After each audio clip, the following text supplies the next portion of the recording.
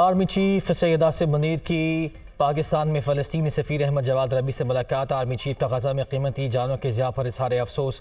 General Syed Asim Munir की Israeli फ़ौज की जानिब से फ़लस्तीनियों के कत्लेआम की सख्त मसम्मत।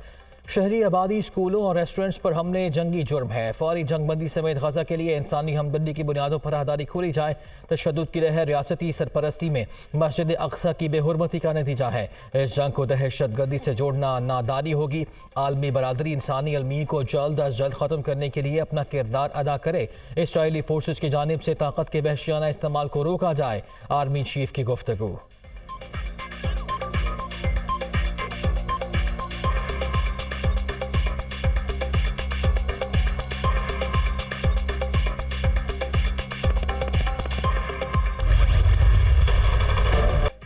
अल अजीज़िया और एवन फील्ड रेफरेंस में नवाज शरीफ की हिफाजती जमानत में 26 अक्टूबर तक की तौसी।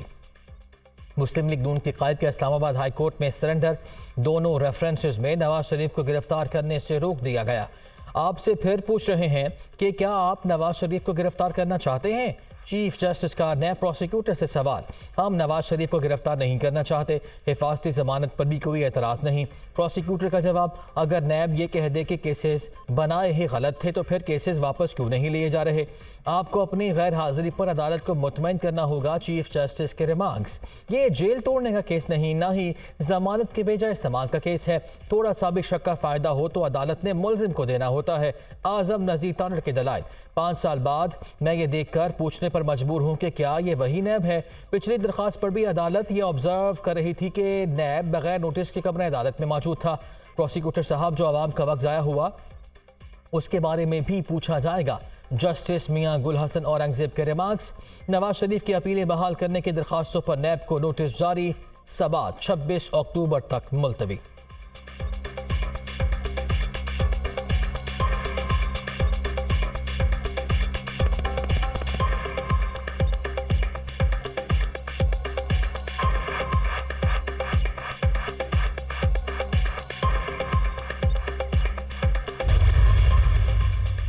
सरफा केस में चेयरमैन पीटीआई की जेल ट्रायल के खिलाफ इंट्रा कोर्ट अपील पर समाअत इस्लामाबाद हाई कोर्ट ने वकील की ट्रायल रोकने की इस्तदा मुस्तरद कर दी।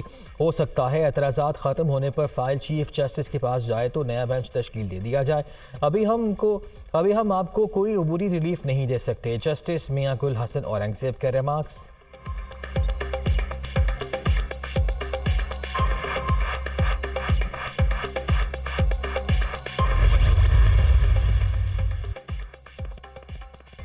तौहीन इलेक्शन कमीशन के चेयरमैन पीटीआई की अदम पेशी पर सेक्रेटरी दाखिला तलब।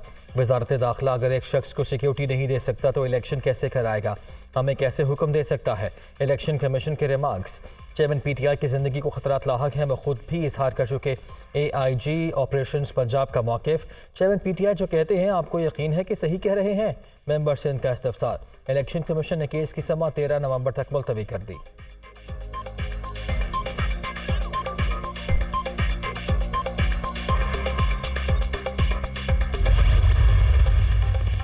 और तहीन election commission case. Fawad Chaudhry और असद उमर वकला के हमरा इलेक्शन कमीशन में पेश। पहले भी पेश होता रहा, आज भी हाजिर हूँ। माफ़ीनामा लिख कर दे देते हैं। फवाद चौधरी की गुफ्तगू। अना का मसला नहीं बनाया, हाजिर हो गया हूँ।